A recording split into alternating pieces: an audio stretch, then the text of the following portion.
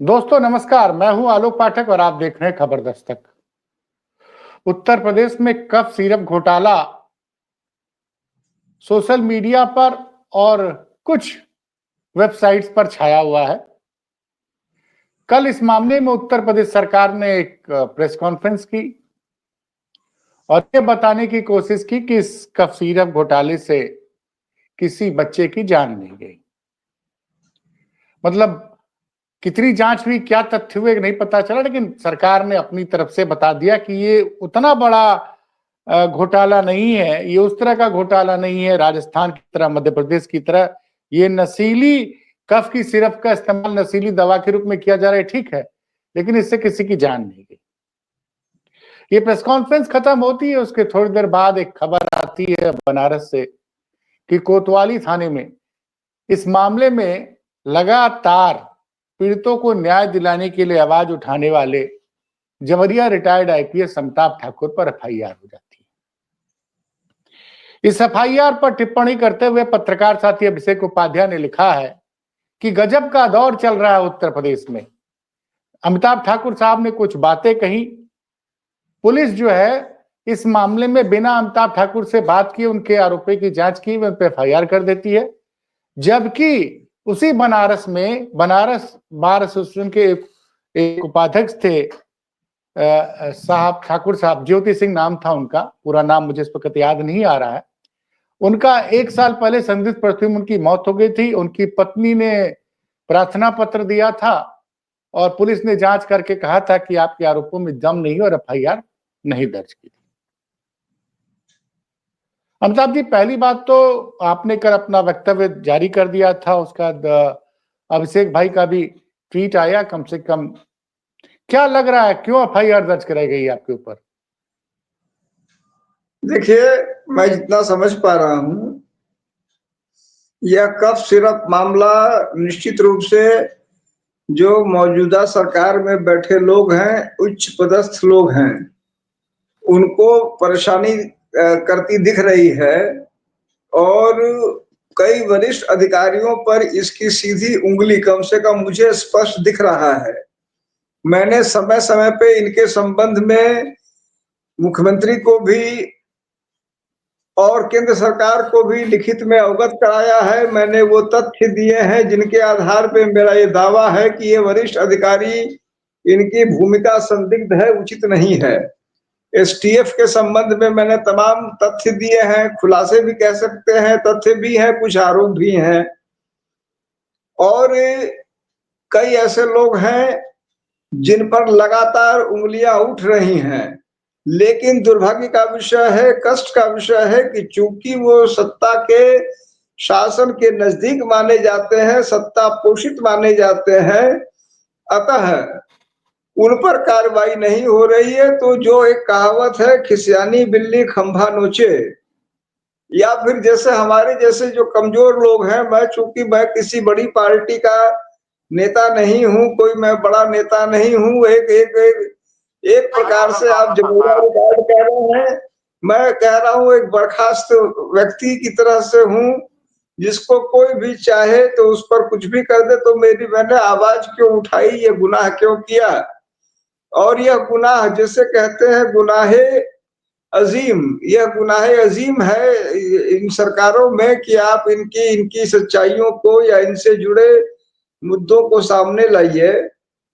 अब जैसे मैं कल भी, आप लोगों ने भी इस बिंदु को उठाया, कल मैं को जो अफसर आए थे प्रेस वार्ता में, उनकी भाव भंगिमा देख रहा था।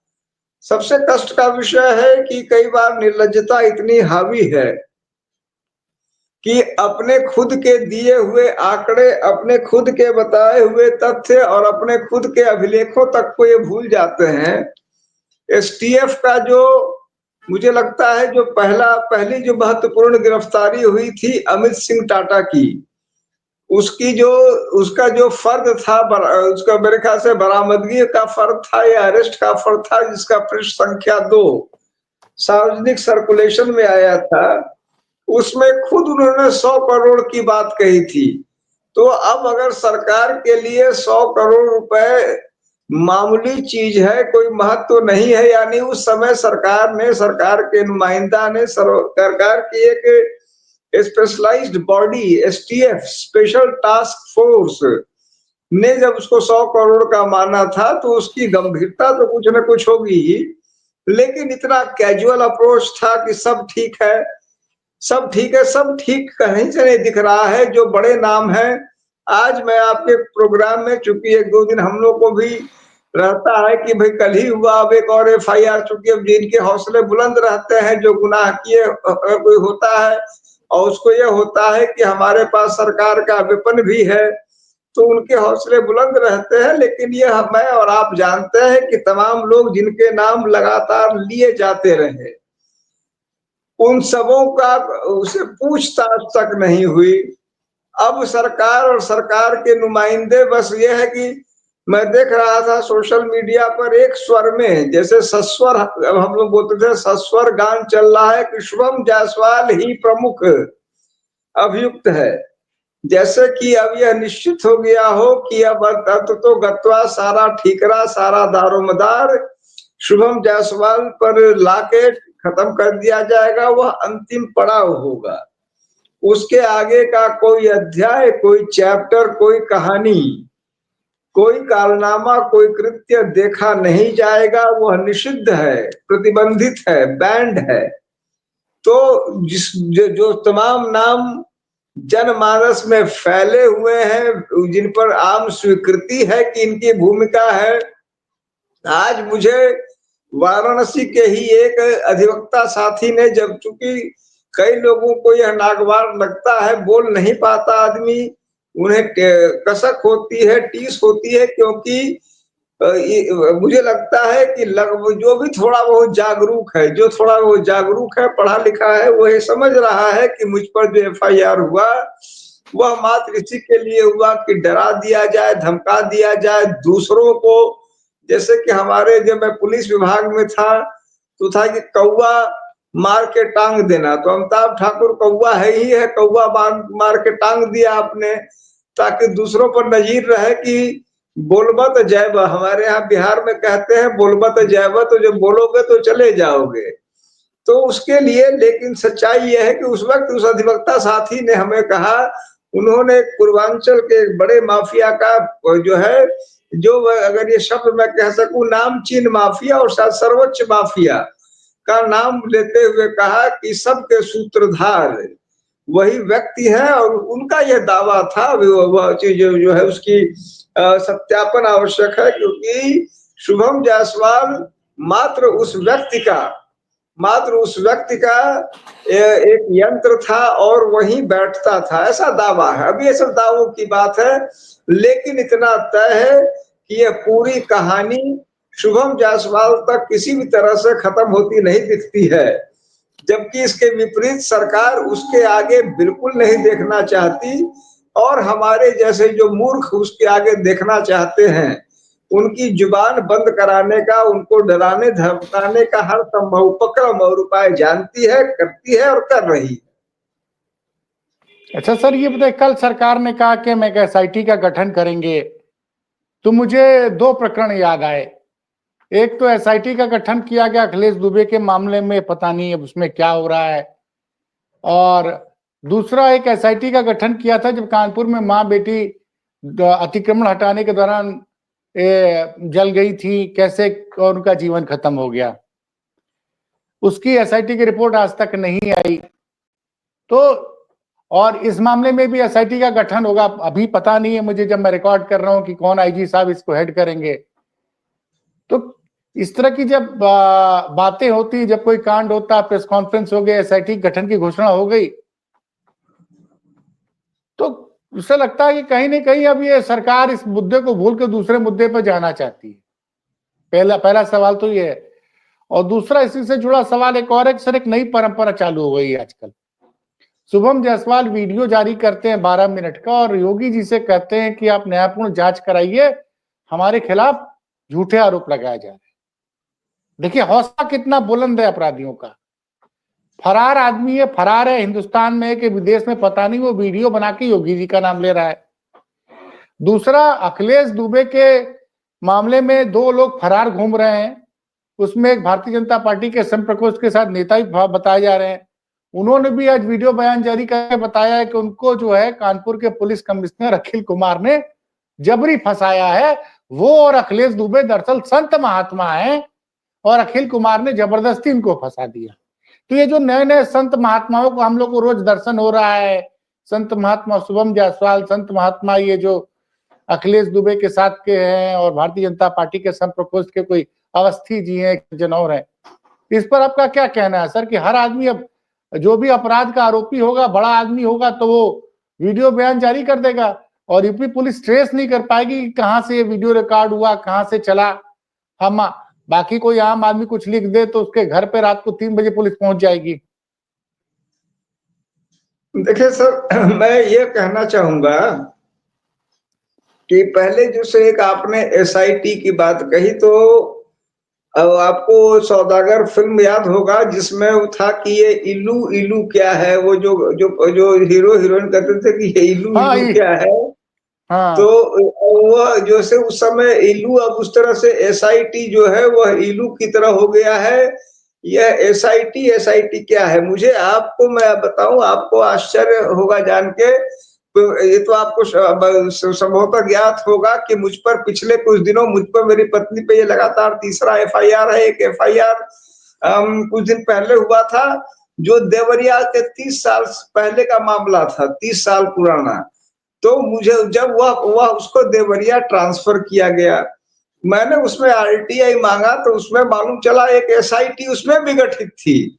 जो आप एसआई उसी आपने जब एसआईटी कहा तो आरटीआई में मिला कि चूंकि यह मामला देवरिया का है कि नहीं, यह जांचने के लिए एसआईटी थी। मतलब ऐसी हास्यास्पद स्थितियां हैं।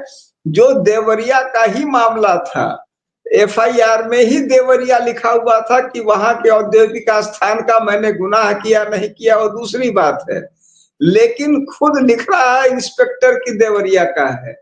और फिर भी जो है लखनऊ पुलिस उसमें एसआईटी बना रही है। अब ये और वह एसआईटी फिर वह कई महीने के जांच के बाद वह पा रही है कि हाँ यह देवरिया का मामला है। तो मैं इस घटना के माध्यम से मुझे खुद लगा कि मुझ पर भी एसआईटी हो गया, मतलब जिस मामले का, तो उसी से मैं एसआईटी का मतलब मैं समझने और समझाने की कोशिश करूंगा कि मेरी निगाह में अब एसआईटी एक नया, जिसको चूरन कहते हैं हम लोग, एक नया चूरन, एक नया भस्म दिख रहा है कि जब कुछ नहीं, चूंकि यह प्रभावशाली किस्म का शब्द है। जैसे पहले एक ओएसडी शब्द पॉपुलर हुआ था, ओएसडी, किसी को भी ओएसडी बना दिया, जिसके कुछ नहीं है, जिसका कोई नहीं उसका खुदा।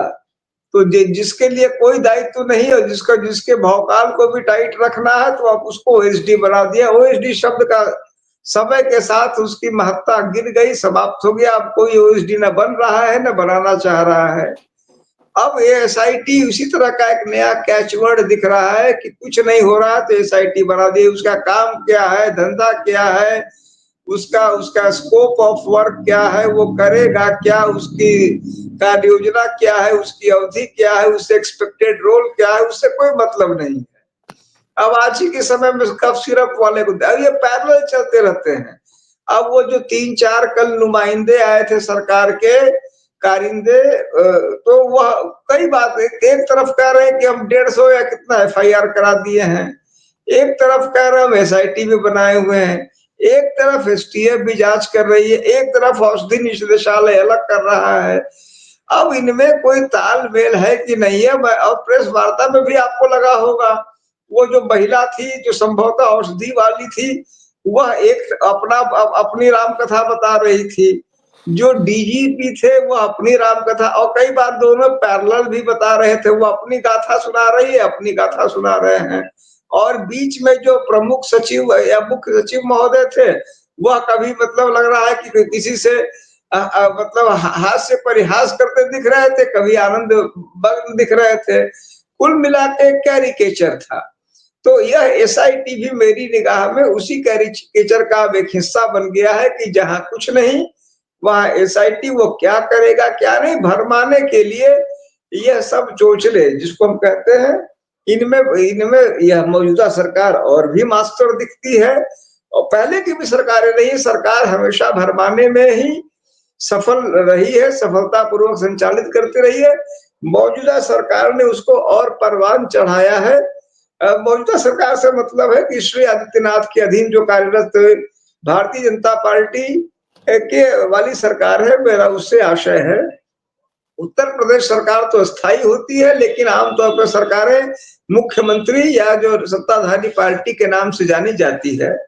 तो जो अभी जिसको हम लोग कभी-कभी योगी सरकार कहते हैं, वह औरों की तुलना में और अधिक भरमाने में एक्सपर्टाइज ली हुई दिखती है, जहां ठोस कार्यों से कोई मतलब नहीं। और सबसे बड़ी बात यह है कि चूंकि बात हर बार वही आती है, जैसा आज राहुल गांधी जी ने या संभवतः अखिलेश यादव जी ने आज जो जो संसद में कहा कि मैं आता हूं और मैं कब खो जाता हूं, मुझे मेरे साथी बोलते हैं, मेरे सहयोगी बोलते हैं कि आप आते तो हैं लेकिन टिकते नहीं दिखते, और कुछ लोग टीवी पे आ जाते हैं तो हटते नहीं दिखते।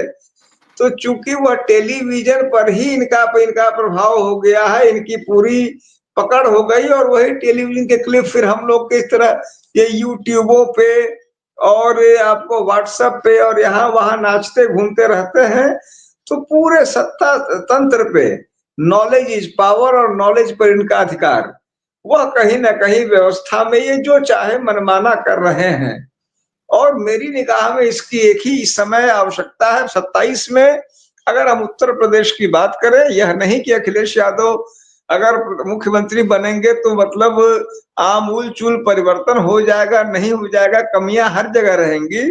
लेकिन जो हालात है उसमें यह मुझे व्यक्तिगत रूप से स्पष्ट दिखता है कि अब एक परिवर्तन पुनः, और ये तो पुनः पुनः रोटी फेरने वाली स्थिति है, परिवर्तन की आवश्यकता है, क्योंकि इन लोगों ने निश्चित रूप से अति कर दी है। और उसका एक बड़ा कारण यह है कि इनको लगता है कि अब ये कभी पराजित नहीं हो सकते। जो आत्माभिमान, आत्मदंभ की जो पराकाष्ठा है, वह निश्चित रूप से शासन प्रशासन को पूरी तरह से क्षतिग्रस्त कर रही है। ये बताइए, अब इस प्रकरण में आप कुछ चिट्ठी उट्ठी लिखेंगे नहीं लिखेंगे? नहीं, कब चिट्ठी सिर्फ क्यों नहीं लिखेंगे? नहीं, ऐसा है, चिट्ठी क्यों नहीं लिखेंगे? जो मेरी अब हम लोग अब मतलब यह तो जरूर है कि अगर एफआईआर एक व्यक्ति जिनको मुख्यमंत्री जी के अत्यंत निकटस्थ कहा जाता है, यदि मेरी कही हुई किसी बात से उनको लगा कि नहीं भाई, मान लीजिए कि इसमें हमको एक्ट करना चाहिए, इससे मतलब मुझे जैसे कि सरकार दंभ कर रही है, मुझे भी यह इतना भर तो आत्माभिमान करना चाहिए कि मेरी आवाज में कुछ तो ताकत जरूर रहती होगी कि भाई लगता होगा कि यार ये क्यों बोल रहा है। वरना कोई जो है, वरना अगर मैं पूरी तरह से जो कहावत है, हाथी चले बाजार और क्या भूखे हजार, अगर मैं बिल्कुल उसी कैटेगरी का होता तो क्यों अंतर पड़ता? कुछ ना कुछ इस हम लोग जैसे बार्किंग डॉग की कुछ ना कुछ अहमियत तो है ही है। अब उस ताकत को जनहित में, व्यापक लोकहित में और इस मामले को आगे बढ़ाने के लिए जो मेरे वश में होगा मैं करूंगा। यह जरूर है कि अब एक आध दिन का तो जैसे बच्चों के हम लोग मनुष्य हैं, कोई मैं यह तो हूं नहीं कि मतलब मैं कुछ सुपर, कोई भी बहुत साधारण मनुष्य हूं। तो एक आध दिन तक आदमी थोड़ा मन में सोचता है कि देखो मैं अच्छा काम कर रहा हूँ, भलाई के लिए कर रहा हूँ। और मेरी बात तो जो अभिषेक जी ने कही, अभिषेक जी की बात जो आपने भी कोट भी किया, मैं समझता हूं कि एक आदमी कह रहा है दूसरे की जांच करो। मैंने यह नहीं कहा कि वो अच्छे हैं बुरे हैं, उसकी जांच तुम नहीं कर रहे हो, और जो बोल रहा है उसका मुंह दबा दे रहे हो। तो जिसका मुंह दबा दिए उसके थोड़ी बहुत तकलीफ तो होती ही है। वह उसका व्यक्तिगत, उसके वह मेरी व्यक्तिगत परेशानी है। लेकिन जो मेरा सामाजिक दायित्व है कि मैं इस मामले में जो सूचनाएं हो उसको लेके आगे बढ़ूं, और जहां तक संभव हो इस मामले में अपना भी योगदान दे सकूं, ताकि क्योंकि मामला गंभीर है, मामला बड़ा है, मौतें हुई हैं, यहाँ नहीं हुई हैं। सरकार जितना कैजुअल ले रही है उससे मैं नहीं देख पा रहा। 100 करोड़ एसटीएफ अपने रिकॉर्ड पे कह चुकी है। तो इसीलिए जो मेरे वश में होगा मैं भी निश्चित रूप से इसमें अपना सहभागिता करूंगा। तो चलिए, उसका मतलब पीड़ितों को न्याय दिलाने के लिए आप लगातार प्रयास करते रहेंगे। आपको लग रहा है कि आपकी आवाज से लोग डरते हैं, इसीलिए आप पर एफआईआर कराया जाता है क्योंकि उनको डर लगता है कि आप लगातार सवाल पूछ रहे हैं और 3 एफआईआर तो इसी साल हो गई। अब इसकी आदत से हो गई है। अब इसकी आदत हो गई है। एफआईआर से डर नहीं लगता साहब? नहीं, डर ऐसा है, मैं तो झूठ बोल दूं, झूठ नहीं बोल पाता क्योंकि ऊपर वाला है। डर किसको नहीं लगता है, लेकिन अब इसकी आदत हो गई है। और फिर अक्सर मतलब जो है, जैसे कि आदमी कभी कभी कोई लाइन पढ़ लेता है, मैंने मुक्ति बोध की एक वाक्य पढ़ लिया था, तो मैं समझता हूँ जो मुक्ति बोध ने कहा, मैं उसे आज भी मानता हूँ कि उठाने ही होंगे अभिव्यक्ति के खतरे। तो जो अभिव्यक्ति है उसके खतरे मुक्ति बोध ने अनुभव किए होंगे, उन्होंने इस चीज को लिखा। तो हम लोग जैसे मूर्ख जो है मुक्ति बोध की उस बात के पीछे पीछे चलते हैं और उठाते हैं अभिव्यक्ति के खतरे। तो मतलब बड़ी बात आपने कह दी कि भैया हम तो सवाल उठाते रहेंगे, एफआईआर से हम डरेंगे नहीं। अभिव्यक्ति की आजादी पर हमको पूरा भरोसा है, उस विश्वास को मानते हैं। आपने जो समय दिया इसके लिए बहुत बहुत धन्यवाद सर। नमस्ते।